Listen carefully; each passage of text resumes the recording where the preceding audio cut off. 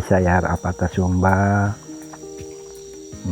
umur tahun 2026 ini sudah 70, jalan 71 tahun, dan penduduk asli Desa Mangkupung di RT 3 gitu.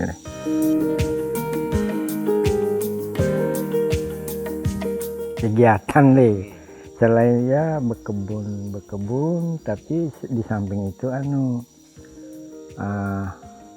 mengolah koleksi tanaman-tanaman yang sudah mulai jarang di hutan atau langka gitu. Nah, kayak model kayu ulin, pasak bumi, tanaman buah yang sudah mulai jarang ditemukan gitu. Nah, ya, di samping kebun-kebun kayak gini kan ada coklat, karet, tanaman buah aja, tanaman buah. Ada mau rencana kebun buah gitu, nah, yang khusus buah-buahan gitu.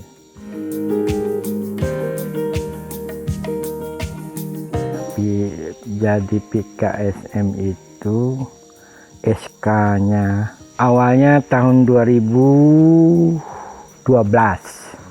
2012 ya, kegiatannya ngarannya penyuluh swadaya, ya kegiatan yang enggak terlalu itulah, tapi fokusnya masalah kehutanan, karena gitu. Kehutanan itu artinya ya termasuk masalah lingkungan hutan, apa-apa itu, penanaman segala macam, dan mendampingi kelompok-kelompok tani, kelompok tani hutan itu kegiatan salah satu.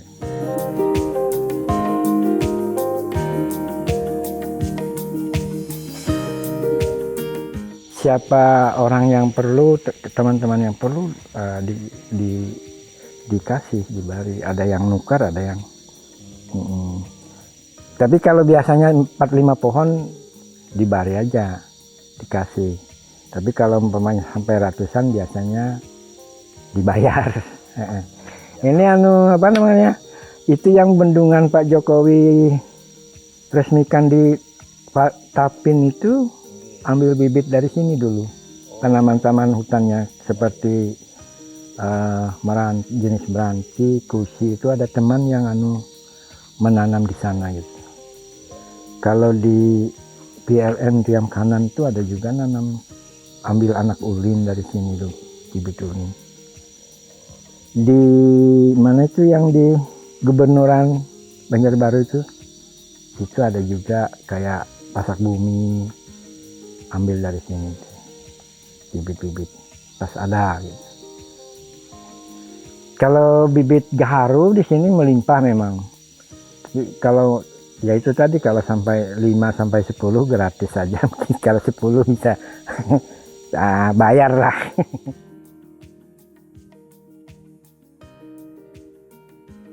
Tapi umumnya swadaya di sini, artinya usaha ya. Cuman pernah dari BPDAS itu pernah dulu bantu untuk pembuatan kebun KBR, kebun bibit rakyat, tahun 2012 kalau nggak salah, dulu pernah kita siapkan bibit-bibit yang itu, lalu dibagikan lagi ke kelompok-kelompok tani atau siapa yang mau gitu nanam.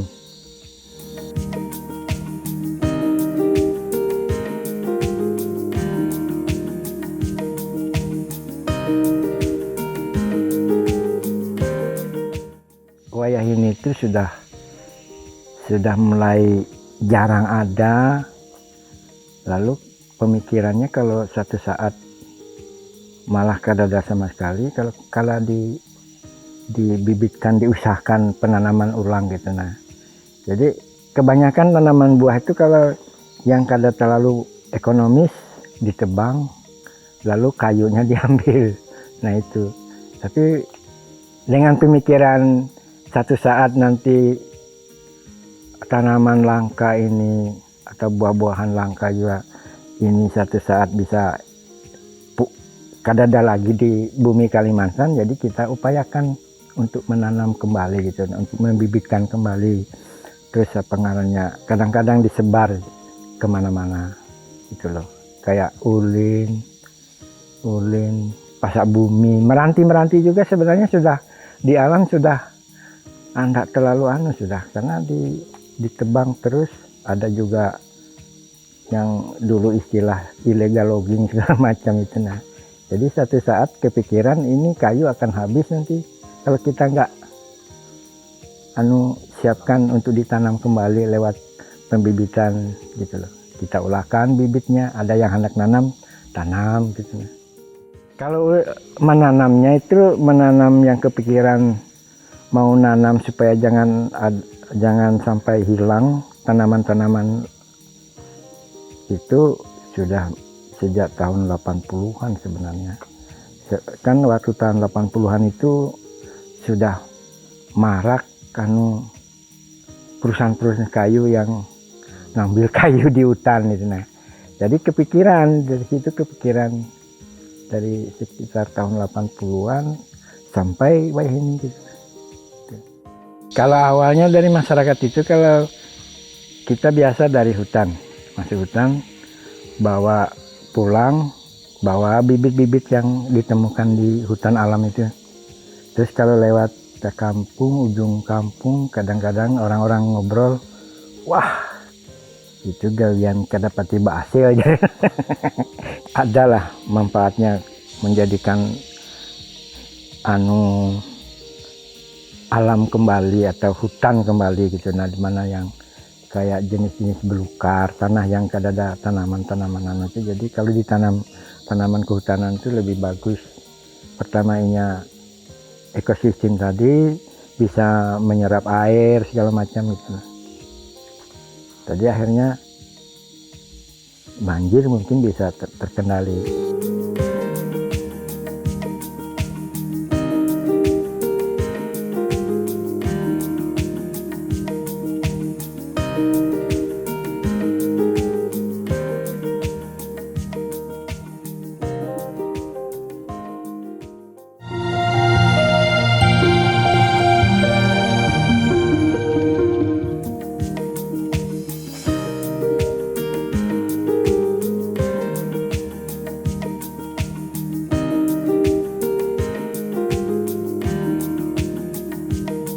Ada ya. Jadi kalau pas berjalan ke hutan pamannya kan ada ketemu, oh ini salah satu jenis tanaman nih, bawa kalau ketemu anaknya gitu, nah bawa ke sini dan ditanam di lingkungan lahan di sini kan sekitar 4 hektar kalau di sini lahan.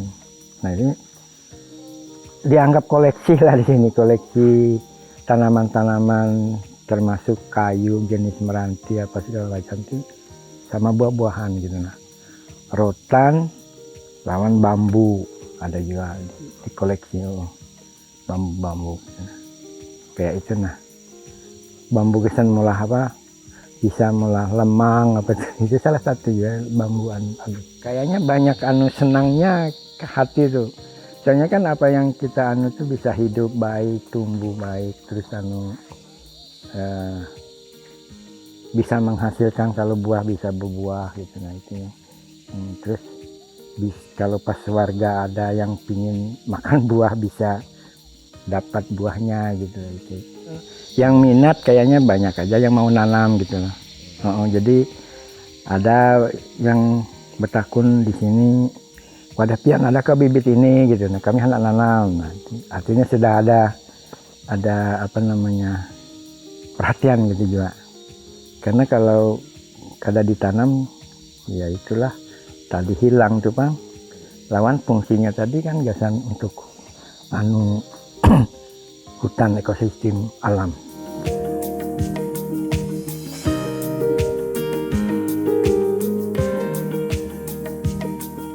Hutan tanaman kayu-kayu itu kan akan jadi hutan kalau ini sudah ganal. Nah hutan itu akan menjaga lingkungan, menjaga ekosistem. Di situ banyak makhluk hidup berdiam di sana gitu nah gitu. Dan juga kalau hutan baik itu udara pasti bersih.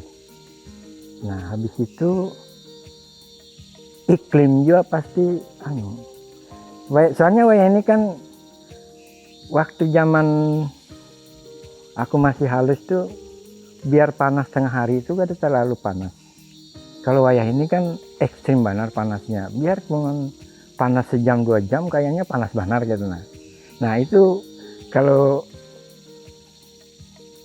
kira-kira kalau hutan zaman dulu kan hutannya masih bagus. Wayah ini kan hutannya banyak yang ditebang, banyak yang diambil buat perkebunan, buat tambang, dia kan banyak terbuka. Ya itu kira-kira efek dari kalau ada hutan untuk tetap terjaga bagus.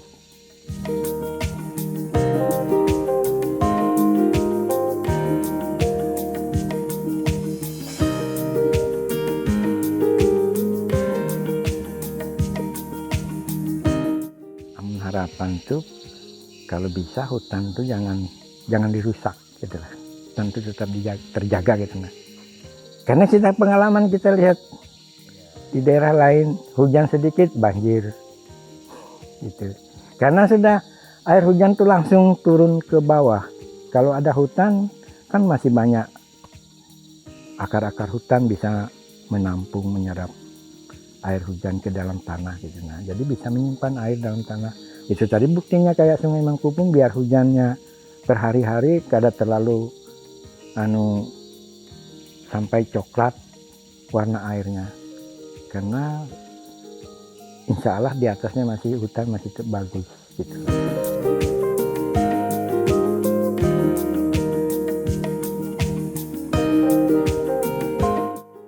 Kalau bisa tiap ada kesempatan kalau bisa menanam lalu bersahabat dengan hutan, dengan alam, pasti alam juga akan bersahabat dengan kita manusia. Itu aja.